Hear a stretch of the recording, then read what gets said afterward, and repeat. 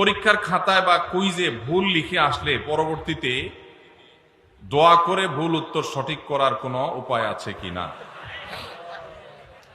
লা হাওলা ওয়ালা কুওয়াতা। এটা কি প্রশ্ন না তামাশা? হ্যাঁ, একবার আমার নামও লিখে দিয়েছে শেষে দিয়ে সুন্দর করে। ভাই, এই প্রশ্ন আমার ফাঁকিবাজ ছাত্র ভাইয়ের প্রশ্ন।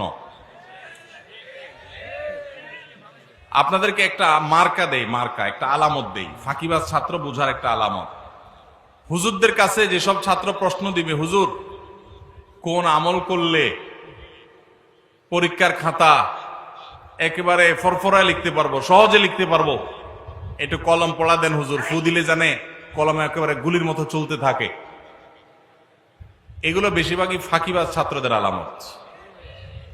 ভালো ছাত্র যারা, তারা পড়ালেখা করে ঠিকঠাক মতো, আবার আল্লাহর কাছে দোয়া করে যে পরীক্ষা দেয়, শেষ। আর ফাঁকিবাজ যারা, সে তো জানে পড়ালেখা করে নাই, টোটো করে ঘুরে বেড়াইছে, এই জন্য হুজুরের কাছ থেকে কলম পড়া, এটা সেটা দুনিয়ার ডানে বামে বিভিন্ন পথে যায়। এই জন্য পরীক্ষা ভালো হওয়ার আমল কি যদি বলেন, আমি বলবো পরীক্ষা ভালো হওয়ার আমল হলো পড়ালেখা বেশি করে করা, সুন্দর করে করা, ভালো করে করা। এটা হলো পরীক্ষা ভালো হওয়ার আমল। ফাঁকি ঝুঁকি করবেন আর একটা দোয়া পড়লে সব ফাঁকি ঝুঁকি বাদ হইয়া পরীক্ষার খাতা সব লিখতে পারবেন আর সব পানির মতো সহজ প্রশ্ন চলে আসবে, এরকম কোনো আমলের কথা আমার জানা নেই। ইসলাম অলসদের জন্য না, ইসলাম পরিশ্রমীদের জন্য। নবীজি আল্লাহর কাছে পানা চাইতেন, আল্লাহুম্মা ইন্নী আউযু বিকা মিনাল আজজি ওয়াল কাসাল, আল্লাহ আপনার কাছে আমি অলসতা থেকে পানা চাই। আপনি অলস থাকবেন আর বলবেন আমি শুয়ে থাকবো, আল্লাহ আমার মুখে খাবার পাঠায় দেখ, এরকম কোনো আমল আমার জানা নাই। অতএব ভালো করে পড়ালেখা করবেন তো ইনশাআল্লাহ ছাত্র ভাইরা, মনোযোগ দিয়ে পড়াশোনা করবেন এবং আল্লাহর কাছে দোয়া করবেন, আল্লাহ ইনশাআল্লাহ সাকসেস করবেন। আস-সুন্নাহ ফাউন্ডেশন যে এত বড় বড় সেবার কাজ পরিচালনা করে, এত টাকা কোথায় পান? ভাইরা আমার, আস-সুন্নাহ ফাউন্ডেশনের অনেক কার্যক্রম আপনারা দেখেন অনলাইনে, অফলাইনে, বিভিন্নভাবে। মূলত একটা প্রজেক্ট বাস্তবায়ন করতে আমরা যে পরিমাণ টাকা খরচ করি, অনেকে মনে করেন এর চাইতে অনেক বেশি টাকা লাগে। আমাদের দেশে রাষ্ট্রের সম্পদ যদি অপচয় তসরুফ না হতো, তাহলে এই দেশ শুধু রাষ্ট্রের যে সম্পদ খরচ করা হয় ওইটা দিয়েই রাষ্ট্রশূন্য হয়ে যেত, খুব বেশি কিছু লাগতো না। শুধু দুর্নীতি বন্ধ করলে, অপশাসন বন্ধ করা গেলে, অপচয় বন্ধ করা গেলে, রাষ্ট্রের টাকাকে যদি আমানত মনে করে কর্তা ব্যক্তিরা প্রতিটা টাকা চিবিয়ে রস কবি যেরকম বের করে নিজের পকেটের টাকাটার, ওই রকম রাষ্ট্রের টাকাটা যদি আমানত মনে করে খরচ করত, তাহলে যে পরিমাণ টাকা রাষ্ট্র খরচ করে তাতে রাষ্ট্রের আসলে তেমন কোনো সংকট থাকার কথা না। আমরা ক্ষুদ্র সেবামূলক কাজ করে আমরা দেখেছি যে একটা প্রজেক্টে 20-50 লাখ টাকা দিয়ে কত যে কাজ করা যায়, কত যে পরিবারকে স্থায়ীভাবে তাদের দারিদ্র্য বিমোচন করা যায়, অথচ শত শত হাজার কোটি টাকা চলে যায় আমাদের ছোটখাটো প্রজেক্টে। তো সেইগুলা যদি আমরা রোধ করতে পারতাম তাহলে আসলে টাকা অনেক বেশি লাগতো না। আস-সুন্নাহ ফাউন্ডেশন যে শত শত কোটি টাকা নিয়ে বসে আছে আর খরচ করে আসলে তা কিন্তু না। মূলত প্রথমত আল্লাহর বরকত, দ্বিতীয়ত হলো আমাদের একটা দীপ্ত শপথ আছে, সেটা হলো নিজের পকেটের টাকা খরচ করতে এত চিন্তা করব না, মানুষের দানের টাকা খরচ করতে যতবার চিন্তা করব। এবং আল্লাহর ফজলে সেজন্য আল্লাহ তাআলা বরকত দেন। এবং সেই সাথে যেই টাকা আসে তার সবই হলো আপামর সাধারণ মানুষের টাকা, একেবারে মাছ পিপল, একেবারে সাধারণ মানুষের যে টাকা, সেটা দিয়ে আস-সুন্নাহ ফাউন্ডেশন চলে আলহামদুলিল্লাহ। আপনারা যারা যুবকরা আছেন, এলাকায় সেবামূলক কাজ করতে চান, অনেকে চান কি চান না আপনারা? আপনারা অনেকে হয়তো বলবেন, ভাই আপনার ফাউন্ডেশন থেকে কিছু আমাদেরকে শীতবস্ত্র পাঠিয়ে দেন, কিছু টাকা পয়সা দেন, কিছু আমাদের ত্রাণ দেন, আমরা এলাকায় কাজ করি। যুবকদেরকে বলতে চাই, আপনারা যদি এলাকায় সেবামূলক কাজ করতে চান, আপনার এলাকায় সেই সব সেবার কাজ শুরু করে দেন যেগুলোতে টাকার দরকার হয় না। এরকম কাজ আছে না নাই? আপনার এলাকাতে একটা রাস্তা ভাঙা, আপনারা 4-5 যুবক মিলে সেই রাস্তাটা, ভাঙা রাস্তাটা মেরামত করে দেন শারীরিক পরিশ্রম করে। সম্ভব কি সম্ভব না? আপনি যখন এই কাজটা করবেন, আল্লাহ আপনাকে এর চেয়ে বেশি কাজ করার তৌফিক দান করবেন। এরপরে প্রশ্ন, ইসলামে নারীদের সাক্ষী পুরুষের সাক্ষীর চেয়ে দুর্বল কেন? অর্থাৎ দুইজন মহিলার সাক্ষী একজন পুরুষের সাক্ষীর সমপর্যায়ের কেন, বিষয়টি বুঝিয়ে বললে ভালো হতো। ধন্যবাদ। দেখুন, ইসলামে বিভিন্ন চুক্তি, লেনদেন, কায় কারবার, এগুলোর সাক্ষ্য দেওয়ার ক্ষেত্রে দুইজন নারীর সাক্ষ্যকে একজন পুরুষের স্বাক্ষর সমান ধরা হয়েছে। এখন সঙ্গত কারণেই প্রশ্ন আসলো যে পুরুষ একজন সাক্ষ্য দিলে যেই কোনো লেনদেনে, যে কোনো কাজ কারবারে সেটা একজনের সাক্ষ্য হিসেবে বিবেচিত হবে, কিন্তু মহিলা যখন সাক্ষ্য দিবে তখন দুইজনেরটা একজন পুরুষের সমান কেন হবে? মহিলা কি মানুষ না? কত মহিলা আছে পুরুষের চাইতে আমলের দিক থেকে আরো ভালো, আছে না নাই? অনেক পুরুষ আছেন যিনি পুরুষের চাইতে বেশি আল্লাহর প্রিয় বান্দা। তাহলে সেক্ষেত্রে সাক্ষ্য দেওয়ার ক্ষেত্রে নারীর অর্ধেক কেন? এর উত্তর হলো, ইমাম মুহাম্মদ রহমতুল্লাহ আলাই, ইমাম আজম আবু হানিফা রহমতুল্লাহ আলাইহির একজন ছাত্র, ইসলামের ইতিহাসের একজন বড় ইমাম, ইমাম মুহাম্মদ রহমতুল্লাহ আলাই, তিনি বলেছেন, যেহেতু সচরাচর চুক্তি, কাজ কারবার, বাহিরের লেনদেন, এগুলোতে নারীরা উপস্থিত থাকে না, সচরাচর মেয়েদের উপস্থিতি সেসব জায়গায় থাকে না। একটা চুক্তি হচ্ছে, একটা লিখিত হচ্ছে, সেখানে মহিলাদের উপস্থিতি সাধারণত কম থাকে, পুরুষরাই থাকে। যেহেতু তাদের উপস্থিতিটা সচরাচর থাকে না, অতএব তাদের কেউ যদি সাক্ষ্য দেয় তাহলে ব্যাপারটা একটু স্ট্রং করার দরকার আছে, কারণ তার তো থাকার কথা না, কিভাবে সাক্ষ্য দিল? সেজন্য এটাকে স্ট্রং করবার জন্য আরেকজন নারীর সাক্ষ্য যখন দেয় তখন সেই স্ট্রংনেসটা চলে আসে। শুধুমাত্র ওই সাক্ষ্যটার মধ্যে স্ট্রংনেস আনার জন্য দুইজনকে সেখানে একজন পুরুষের সমান ধরা হয়েছে।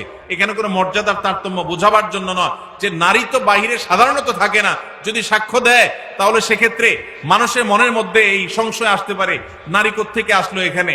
এই সংশয় দূর করবার জন্য আরেকজন নারী যখন সাক্ষ্য দেয় তখন আর সংশয় করবার কোনো সুযোগ থাকে না। তাহলে এখানে মর্যাদার কোনো পার্থক্যের জন্য এটি করা হয়নি, এটা আমি মোহাম্মদ রহমতুল্লাহ বলেছেন। আর অনেক ইমামগণ অনেক ব্যাখ্যা দিয়েছেন। কি কি ধরনের গুনাহে লিপ্ত হলে আল্লাহ ওই ব্যক্তির দিকে মুখ ফিরিয়ে নেন, ওই ব্যক্তির দিক থেকে মুখ ফিরিয়ে নেন? ভাইরা আমার, নবী করিম সাল্লাল্লাহু আলাইহি ওয়াসাল্লাম একটি প্রসিদ্ধ হাদিস আছে, তিনি বলেছেন, সালাসাতুন লা ইয়াকাল্লিমুহুমুল্লাহু ওয়া লা ইউযাক্কিহিম ওয়া লা ইয়ানজুরু ইলাইহিম ওয়া লাহুম আযাবুন আলীম। তিন শ্রেণী মানুষ আছে, তাদের জন্য চারটা শাস্তি হবে। কয়টা শাস্তি হবে? চারটা। কয় শ্রেণী মানুষের জন্য?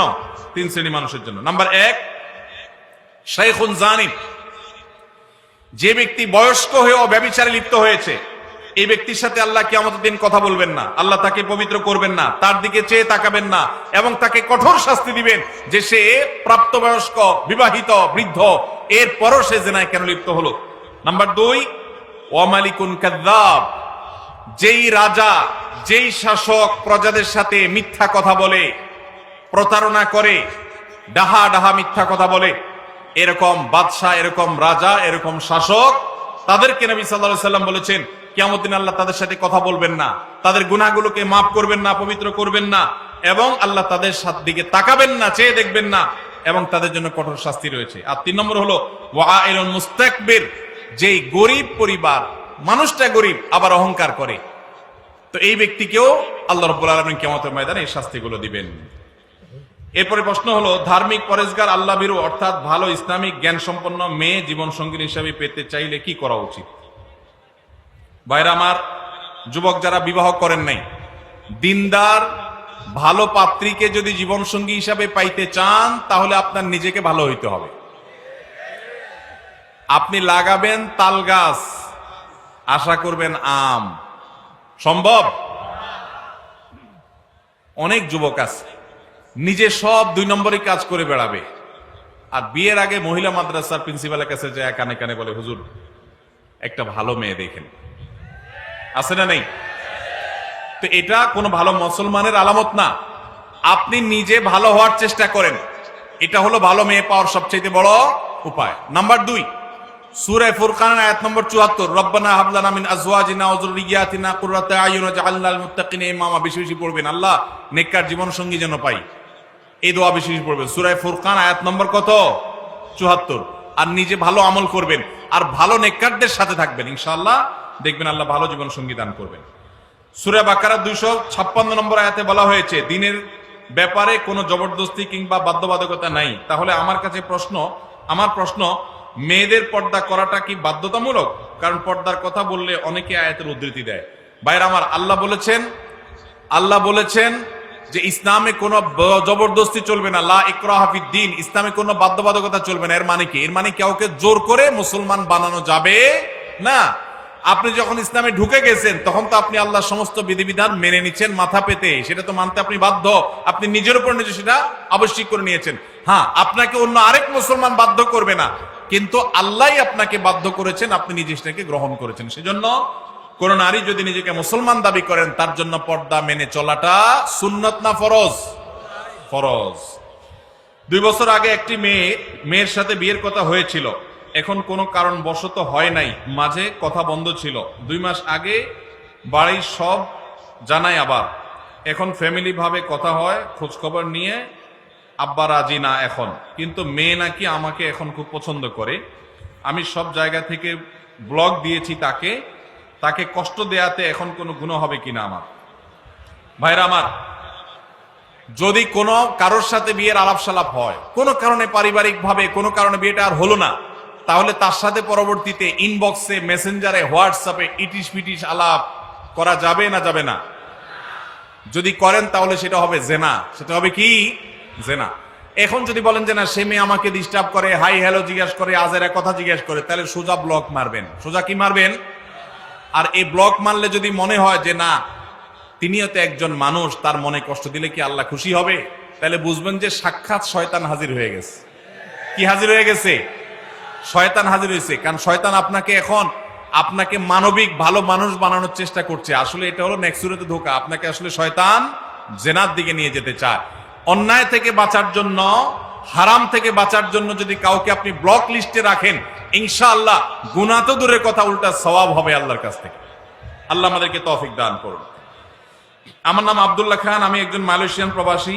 আমার প্রশ্ন হচ্ছে, আমি জানি রমজান মাসে শেষ 10 দিনে বেজোর রাতের মধ্যে শবে কদর রাত, কিন্তু সৌদি আরবে একদিন আগে শবে কদর পালিত হয়, আমাদের বাংলাদেশে একদিন পরে শবে কদর পালিত হয়। পৃথিবীতে শবে কদর রাত কি 2 বার আসে বা হয়? ভাইরা আমার, অনেক কমন একটা প্রশ্ন।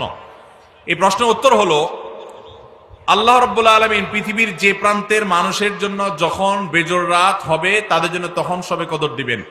এটা অস্বাভাবিক নয় যে বাংলাদেশের মানুষ যে রাত শবে কদর করেছে, সৌদি আরবের মানুষ ভিন্ন রাত শবে কদর করেছে। কারণ আমাদের এখানে যখন এখন রাত চলছে, ঠিক এই টাইমে আমেরিকাতে ফকফকা দিনের আলো। ঠিক না ভাই? ঠিক। তাহলে আমাদের যদি এখন শবে কদর হয়, আমেরিকান মানুষদেরকে এখন শবে কদর হওয়ার সুযোগ আছে?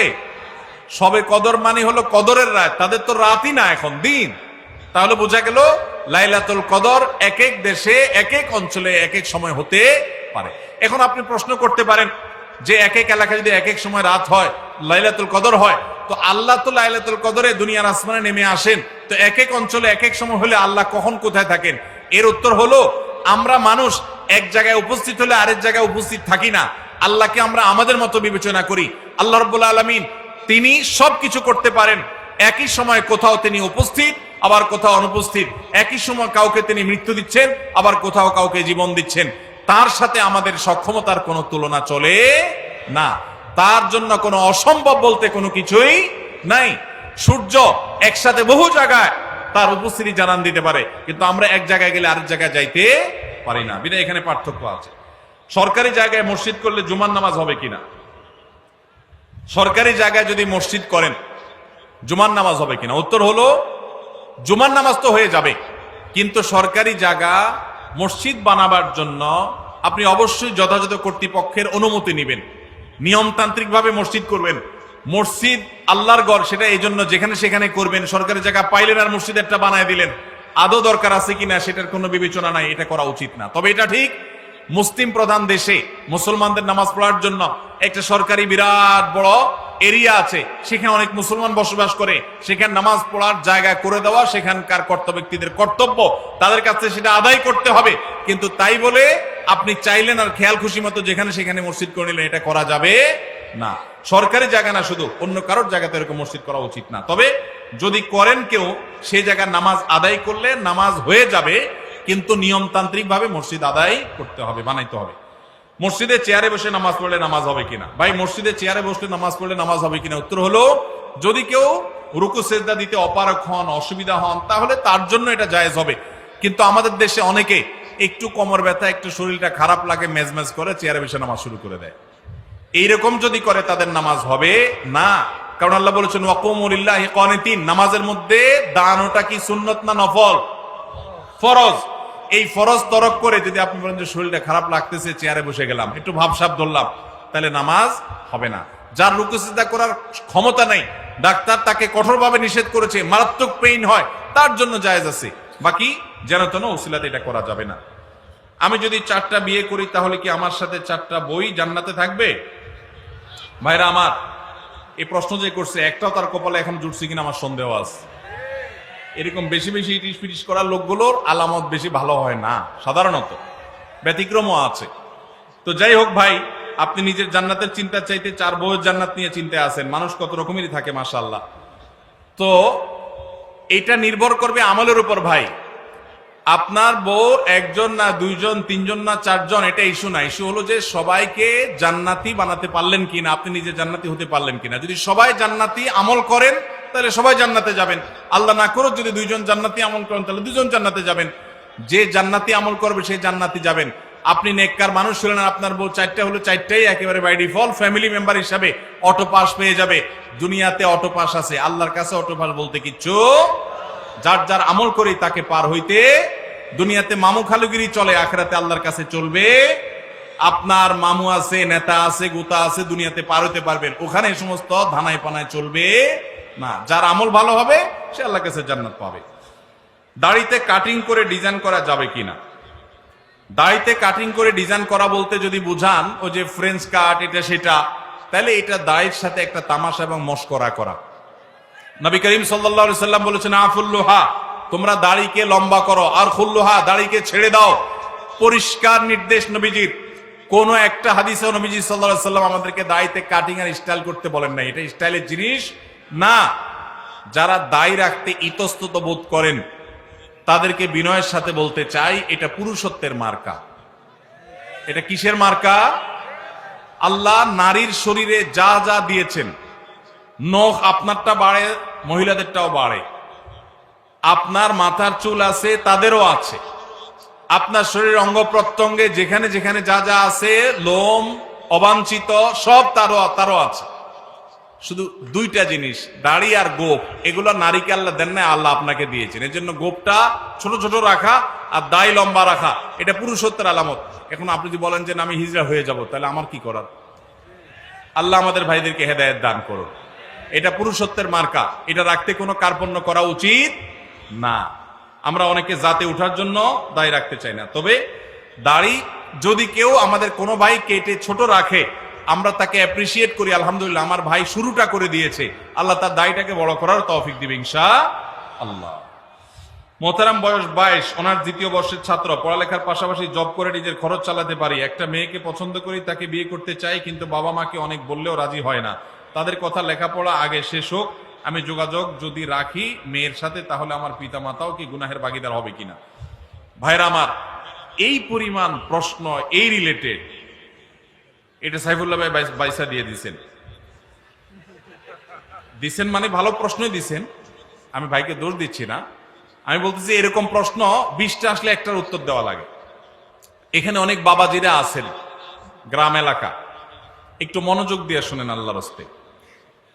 এই যুগে বহু মুরব্বীরা, বহু বাবাজিরা, বহু চাচিরা তাহাজ্জুদ পড়তে পড়তে কপালে দাগ ফেলে দেওয়ার পরও শুধু জাহান্নামে যাবে ছেলেকে সময় মতো বিয়ে না করার কারণে। আল্লাহ তাআলা কোরআনে কারিমে বলেছেন ওয়াআনকিহুল আয়ামা মিনকুম ওয়াস-সালিহিনা মিন ইবাদিকুম ওয়া ইমামিকুম ইয়াকুম ফুকারা ইউগনিহিমুল্লাহু মিন ফাদলিহি। ভালো করে শুনে রাখেন আয়াতটা। আল্লাহ বলেছেন তোমরা তোমাদের অধীনস্থদেরকে বিবাহ শাদী দাও, উপযুক্ত হওয়ার পর তাদেরকে বিবাহ শাদী করাও। এই আয়াতের শেষাংশটা দেখেন কত ইন্টারেস্টিং। আল্লাহ বলেছেন ইয়াকুনু ফুকারা, তারা যদি গরিব হয়, অভাবীও হয়, ইউগনিহিমুল্লাহু মিন ফাদলি, তুমি বিয়ে করাও, আল্লাহ তাআলা তাদের অভাব দূর করে দিবে। এরপরও যদি বাপমারা, চাচা চাচিরা, আপনারা যদি ছেলে মেয়েদেরকে হাইকোর্ট দেখান সকাল বিকাল, যদি বলেন যে পায়ের উপরে দাঁড়াও, নিজের পায়ের উপর দাঁড়াও, ছেলে কি আরেকজনের পায়ে দাঁড়া রয়েছে নাকি? তার নিজের পায়ে দাঁড়ায় আছে সে। ঠিক ঠিক করা পাবলিক ভাইরা, আপনাদেরও ওয়াজ আছে। শুধু ঠিক ঠিক মাহফিলে এসে চিল্লালে হবে না, মাঠে ময়দানে কাজ করতে হবে। কাজের বেলায় ঠন ঠন শুধুমাত্র চিরকুট দেখাই দিবেন আর বাপেরে আমি ফুসলে ফাসলে বিয়ে করে দিব আপনারে। এত সহজ মনে করছেন কেন? বাবাদের কথা তাদের জন্য প্রযোজ্য। বাবাদের মায়েদের বিয়ে দেয়াতে কার্পণ্য করা উচিত না। ছেলে যদি ডাল ভাত জোগাড় করার মতো ব্যবস্থা থাকে তাহলে দেরি করবেন না। অনেক মা বাবা আছেন এ ব্যাপারে কার্পণ্য করেন। কত জেনা ব্যভিচার হচ্ছে। এই যুবক যে প্রশ্ন করেছেন খুবই প্রাসঙ্গিক, তিনি যেটা জানতে চেয়েছেন। হ্যাঁ, ও তিনি তো জব করে ফ্যামিলি চালাইতে পারেন। এই দেখেন, চালাইতে পারার পরও বাপ মা বিয়ে দেন না কেন? কারণ এখনো গাড়ি হয় নাই, এখনো বাড়ি হয় নাই, এখনো দোতলা হয় নাই, এখনো তিনতলা হয় নাই, এখনো হান হয় নাই, এখনো তান হয় নাই, এখনো সরকারি চাকরি হয় নাই। এগুলো সব ছোট লোকই চিন্তা। মুরব্বীদের বলতেছি, বাবাজিরা দুনিয়ার খোঁজ খবর তো রাখেন না। দুনিয়া এখন ফেসবুকে চলে, ইউটিউবে চলে। আপনাদের আমলে এসব ছিল না। আপনার বাপে যদি আপনারে 25 বছর বয়সে বিয়ে করায় থাকে, আপনার ছেলেকে আপনার 20 বছরে বিয়ে করানো জরুরি। কারণ আপনার আমলে এত ফিতনা ছিল না, এখন যত ফিতনা আসছে। যুবকদের চরিত্র যে ধ্বংস হয়ে যাচ্ছে। যুবক যে প্রশ্ন করেছেন খুবই প্রাসঙ্গিক প্রশ্ন। কোন যুবক, কোন যুবতী বাপমার ঢিলামির জন্য যদি দেরি করে বিয়ে করায়, তাহলে এই যুবক যত পাপ কাজে লিপ্ত হবে, এই যুবক নিজেও অপরাধী হবে, তার বাপমাও অপরাধী হবে। আল্লাহ আমাদের মুরব্বীদের হেদায়েত দান করুন। ভাইরা আমার, আমি এর আগে বিভিন্ন জায়গায় বলেছি, আল্লাহ তাআলা আমাকে এই বয়সে নানা বানিয়েছেন। আলহামদুলিল্লাহ, আমি কমপ্লিট নানা হয়ে গেছি আলহামদুলিল্লাহ। খুব শীঘ্রই আল্লাহ চাহেন তো দাদাও হয়ে যাবো ইনশাআল্লাহ। আমার বয়স কত? খুব বেশি। আমি নানা হয়ে গেছি আলহামদুলিল্লাহ। আমার জগতের কাজ গোছানো শেষ। অনেকে আছে 50-55 বছর বয়স, পোলার বয়স 3-4 বছর নিয়ে ঘুরে। কেন? কারণ বিয়ে করছে আদা বুড়া হওয়ার পর। আমরা সময় মতো বিয়ে করেছি, সব গোছগাছ করা কমপ্লিট, এরে বলে বাপের বেটা। আর বেশিরভাগ মানুষ এখন দেখা যায় নিজের পায়ে দাঁড়ানোর নাম করে বিয়েকে পিছাইতে পিছাইতে পিছাইতে বুড়া হয়ে সে তারপর বিয়ে শাদী করে। অতএব যুবক ভাইদের চরিত্র হেফাজতের জন্য মুরব্বীদের উপরে ফরজ। ভালো করে শুনে রাখেন, যে যুবক প্রশ্ন করেছেন সেই যুবককে বিয়ে করানো তার বাপমার উপরে ফরজ। ফরজ ফরজ। এই ফরজ তোরক করার কারণে বহু মুরব্বীরা জাহান্নামে যাবেন। সমাজ ব্যভিচারে ভরে গেছে। শয়তান যুবকদের বিভ্রান্ত করছে। তাদের চরিত্রকে হেফাজত করবার জন্য বিয়ে করেন। আল্লাহকে ভয় করেন, তাদেরকে বিয়ে করার ব্যবস্থা করেন। 3 রাকাত নামাজে 5-7 বার হাই আসে, কিন্তু সারাদিন রাতে একবারও আসে না। এখন করণীয় কি? ভাইরা আমার, হাই আসার একটা বিশেষ কারণ আছে। সেটা হলো সাধারণত সেহেরের রোগী, ব্ল্যাক ম্যাজিক যেটাকে বলা হয়। আজকাল আধুনিক যুগের অনেক মানুষ আছেন যারা ব্ল্যাক ম্যাজিক বিশ্বাস করেন না। একটা হলো হাতের ভেলকি, যেটাকে জাদু বলেন। ওইটা তো চোখের ভেলকি, হাতের ভেলকি, সেটা ভিন্ন বিষয়। কিন্তু জাদুকে অস্বীকার করলে ইমানই থাকবে না। কোরআনে আল্লাহ তাআলা সেহের সম্পর্কে বহু আয়াত নাজিল করেছেন। আর জাদুর বাস্তবতা বোঝার জন্য আপনার শুধুমাত্র সত্যানুসন্ধানে দৃষ্টি থাকা দরকার। আপনি একটু তাকালে দেখতে পাবেন যে কিভাবে আল্লাহ তাআলার কোরআন কাজ করে মিরাকলের মতো। শুধু জাদুর রোগীকে যে ট্রিটমেন্ট করা হয়, কোরআন দিয়ে রুকিয়া করা হয়, এটা দেখলে আপনার ইমান বেড়ে যাবে। তো এখন জাদুর রোগীদের অনেক সময় হাই বেশি আসে। হাই অহেতুক কোনো কারণ ছাড়া দেখবেন হাই তুলতে থাকে অসংখ্য। বিশেষ করে কোরআন তেলাওয়াত করলে এবং নামাজে দাঁড়ালে অস্বাভাবিক পর্যায়ে হাই আসা, এটা বেশিরভাগ ক্ষেত্রে সেহেরের আলামত হয়ে থাকে। আবার অনেকে সাধারণ অবস্থাতেও আসে। আবার অনেক সময় শরীর অলস থাকার কারণে, অনেকদিন না ঘুমায় থাকার কারণে হাই আসে। অনেকে নামাজে অলসতা আসে, সেটাও হয়, কিন্তু সেহেরের কারণে অনেক সময় হয়। সেজন্য সেহেরের কারণে হলে কোনো রাকির কাছে শরণাপন্ন হবেন। আমাদের এলাকা ফজরের আজানের আগে কিছুক্ষণ গজল জিকির করার পরে বিসমিল্লাহ বলে আজান শুরু করে। এটা কতটুকু সুন্নাহ? ভাইরা আমার, আজানের আগে কোনো বিসমিল্লাহ বলতে হবে না। আজানটা আল্লাহু আকবার, এটাই আল্লাহর নাম, এটাই জিকির। আবার বিসমিল্লাহ বলে আলাদা জিকির করার দরকার নাই। এটা সুন্নাহ দ্বারা সাব্যস্ত নয়। আজানের আগে আলাদা কোনো বিসমিল্লাহ বলার দরকার নাই, এটা সুন্নাত নয়। দ্বিতীয়ত হলো, আজানের আগে আবার এই যে গজল গাচ্ছেন, মানুষকে ডাকতেছেন, তাহলে আজানটা কিসের জন্য? আজান তো মানুষকে ডাকার জন্য। এই জন্য এটা সুন্নাহ সম্মত কোনো কাজ হতে পারে না। চাচাকে বাবা ডাকা যাবে কিনা? কেন, আপনার বাপ নাই? যে ভাই প্রশ্ন করছেন চাচারে বাপ ডাকবেন কেন? হতে পারে বাপ নাই, তো রূপক অর্থে বাপ ডাকলে ঠিক আছে। আমরা অনেক সময় মুরব্বীদের করি বাবাজি, ভাইকে বলি ভাই, আমি বললাম সাইফুল্লাহ ভাই, এর মানে কি উনি আমার মায়ের পেটে ভাই হয়ে গেছেন? তো এরকম কাউকে রূপক অর্থে বাবা ডাকা যেতে পারে, কিন্তু কাগজে কলমে কারোর নাম বাবা হিসাবে রাখা যাবে না যিনি আপনার জন্মদাতা পিতা নন। যেমন পালক বাবার নাম দিয়ে দিলেন কাগজে কলমে, এটা জায়েজ নাই। ও আচ্ছা, এলাকার প্রচলন আছে চাচাকে ছোট আব্বা, বড় চাচাকে বাপের বড় যিনি তাকে বড় আব্বা বলার, এরকম প্রচলন আছে। এটা কোনো অসুবিধা নাই, কারণ এখানে হাকিকি অর্থে বাবা ডাকা হয় না। আল্লাহ বলেছেন উদুহু আকসাতু ইনদাল্লাহ, মানুষকে তার বাবার নামে ডাকবে। এখানে চাচাকে যে বাপ বলা হচ্ছে এটা অরিজিনাল একদম প্রকৃত অর্থে বাবা, সে অর্থে না বাবার মতো। আম্মুর রাজুলের সিমু আবি, সেই অর্থে যে চাচা বাবার মতো, সেই অর্থে বাপ ডাকা হয়, অসুবিধা নেই। আল্লাহ আপনার সকল খেদমত কবুল করুক। আমি জানতে চাই, কেউ কাউকে পাপের আদেশ দিয়ে যদি বলে এই পাপের দায় আমার, তাহলে যে পালন করবে সে কি পাপ মুক্ত হবে? ফেরেশতাদের মুগুর দুইজনই সমানভাবে খাবে। যে আদেশ দিছে সে তো হুকুমের আসামি হিসেবে খাবেই, আর যে এই যে সরল শাস্তেছে যে আমাকে তো সে আদেশ দিছে, তো নবী করিম সাল্লাল্লাহু আলাইহি ওয়াসাল্লাম বলেছেন লা তাআতা লি মাখলুকিন ফি মাসিয়াতিল খালিক, আল্লাহর কোন নির্দেশ লঙ্ঘন করে পৃথিবীর কারোর কথা মানা যাবে। এখন কেউ যদি আপনাকে অন্যায় করতে বলেন আর আল্লাহ যদি সেটা নিষেধ করেন, তাহলে সেই কাজ করা যাবে? যদি করেন তাহলে আপনিও অপরাধী হবেন। যদি কেউ বলে যে তুমি করো এর দায় আমার, তাহলে বুঝবেন যে এটা চিটার, এটা কি, এটা বাটপার। কারণ কেউ কারোর পাপের বোঝা নিতে পারে। কোরআনের সবচেয়ে রিপিটেড আয়াত কইলো রয়েছে কয়েকটি, এর মধ্যে একটা হলো এটা, ওয়া আল্লাহ তাযিরু ওয়াজিরাতুন বিজরা উখরা, কেউ কারোর পাপের বোঝা বহন করতে পারে না, যার যার পাপ তাকেই পাবে, যে নির্দেশের গুনাহগার হবে। আমি একজন ছাত্র, আলেমদের সাথে থেকে সব আমল আখলাক ঠিক রাখতে পারলেও হস্তমৈথুন ছাড়তে পারি না, এত চেষ্টা করে তাও পারি না। ভাইরা আমার, আমাদের তরুণ ভাইরা অনেকেই ধ্বংসের পথে চলে যাচ্ছে, হারাম গুনাহে লিপ্ত হয়ে যাচ্ছেন, অনেকে বাঁচতে পারছেন না। উপায় কি? দেখুন, এর জন্য সবচেয়ে কার্যকর উপায় হলো যদি ডাল ভাত জোগাড় করার ব্যবস্থাটা থাকে, জাস্ট ডাল ভাতের ব্যবস্থা, কোন রকম মোহরের টাকা জোগাড় করতে পেরেছেন, বিলম্ব না করে বিবাহ করে ফেলেন, এটা হলো সবচেয়ে বড় মহৌষধ।